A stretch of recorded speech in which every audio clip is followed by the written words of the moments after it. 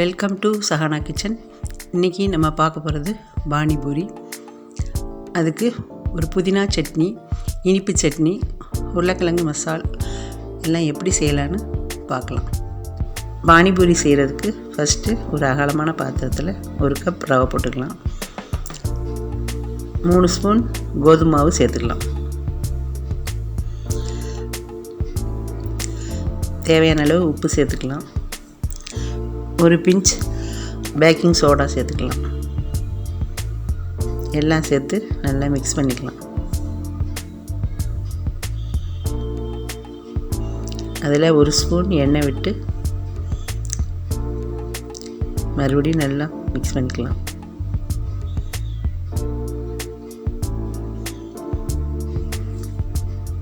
கொஞ்சம் கொஞ்சமாக ரவையில் தண்ணி சேர்த்து அதை நல்லா பிசைஞ்சிக்கலாம்.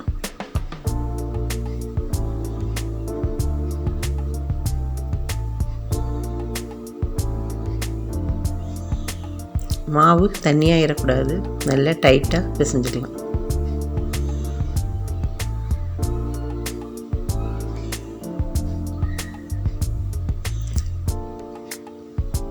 பிசைஞ்ச மாவை ஒரு அரை மணி நேரத்துக்கு மூடி போட்டு மூடி வச்சிடலாம். இனிப்பு சட்னி செய்கிறதுக்கு ஒரு எலுமிச்சங்காய் அளவு புளி எடுத்து ஊற போட்டுக்கலாம். அதை நல்லா கரைச்சி வடிகட்டி வச்சுக்கலாம். ஸ்டவ்வில் கடாயை வச்சு அதை சேர்த்துக்கலாம். அதில் ஒரு 10 பீஸ் பேரிச்சம்பழம் சேர்த்துக்கலாம். கொஞ்சம் வெல்லம் போட்டுக்கலாம். அதில் அரை ஸ்பூன் மிளகாத்தூள் போட்டு அதை நல்லா கொதிக்க விட்டுடலாம்.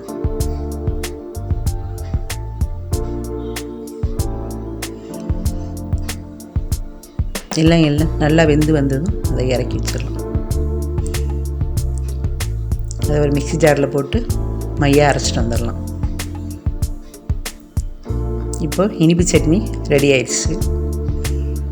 அடுத்து க்ரீன் சட்னி செய்கிறதுக்கு கொஞ்சமாக மல்லித்தழை போட்டுக்கலாம். அதோட புதினாவும் கொஞ்சம் சேர்த்துக்கலாம். 2 பச்சை மிளகாய் போட்டுக்கலாம். 3 துண்டு இஞ்சி போட்டு 1 ஸ்பூன் சீரகம் சேர்த்துக்கலாம்.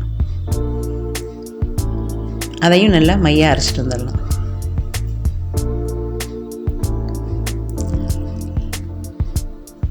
அதில் ஒரு அரை எலுமிச்சம்பழம் பிழிஞ்சு விட்டுடலாம்.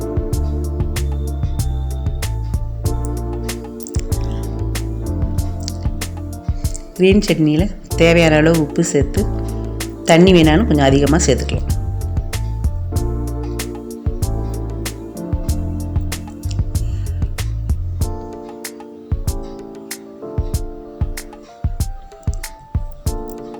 உள்ளே வைக்கிறதுக்கு ஸ்டப்பிங் ரெடி பண்ணிக்கலாம். நான் ஒரு 3 உருளைக்கிழங்கு எடுத்து நல்லா வேக வச்சு வச்சுருக்கேன். அதை நல்லா கையால் மசிச்சு விட்டுடலாம். இதில் நறுக்கி வச்ச வெங்காயம் கொஞ்சம் சேர்த்துக்கலாம். இதில் பொடியாக நறுக்குன மல்லித்தழை கொஞ்சம் போட்டுக்கலாம். அரை ஸ்பூன் மிளகாத்தூள் போட்டுக்கலாம். தேவையான அளவு உப்பு சேர்த்துக்கலாம். அதை எடுத்து நல்லா மிக்ஸ் பண்ணி தனியாக எடுத்து வச்சிடலாம்.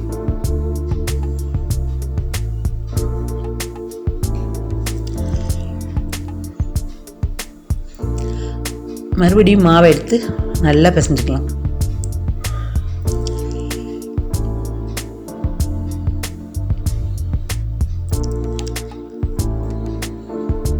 மறுபடியும் கைவிடாமல் ஒரு 5 நிமிஷம் மாவை நல்லா பிசைஞ்சுக்கோங்க. அதை 2 பிரிவாக பிரித்து எடுத்து வச்சுக்கலாம். இந்த பூரி மாவில் ஒரு 30 பூரி வரைக்கும் கிடைக்கும்.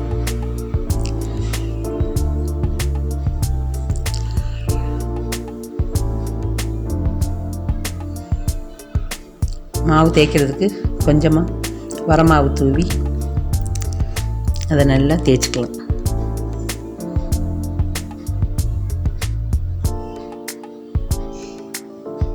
மாவு நல்லா நைஸாக தேய்ச்சிக்கோங்க. ஒரு குட்டி கிண்ணம் அல்லது ஒரு மூடி வச்சு வட்ட வட்டமாக ரவுண்டு போட்டு பூரி ரெடி பண்ணிக்கலாம்.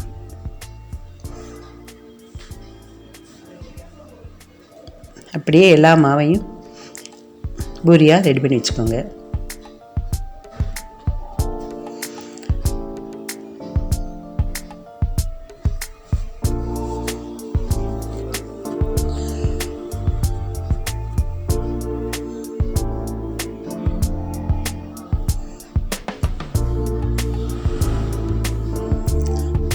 மறுபடியும் ஸ்டவ் ஆன் பண்ணி கடாயை வச்சுக்கலாம். அதில் எண்ணெயை காய விட்டு ஒவ்வொரு பூரியாக போட்டுக்கலாம்.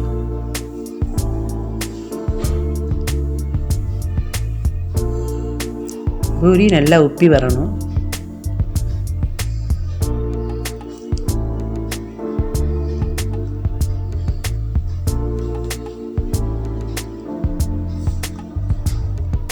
பூரி நல்லா செவந்து நல்லா உப்பி வந்தவனையும் அதை எடுத்துடலாம்.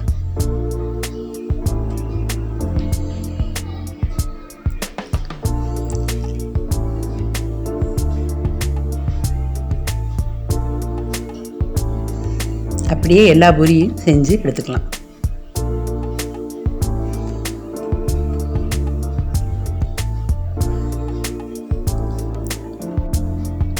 இப்போது செஞ்சு வச்ச பூரியை நடுவில் கொஞ்சம் உடச்சி விட்டுடலாம்.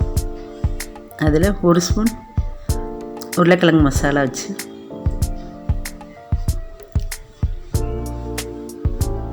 1 ஸ்பூன் இனிப்பு சட்னி விட்டுக்கலாம். தேவையான அளவு க்ரீன் சட்னியும் விட்டுக்கலாம்.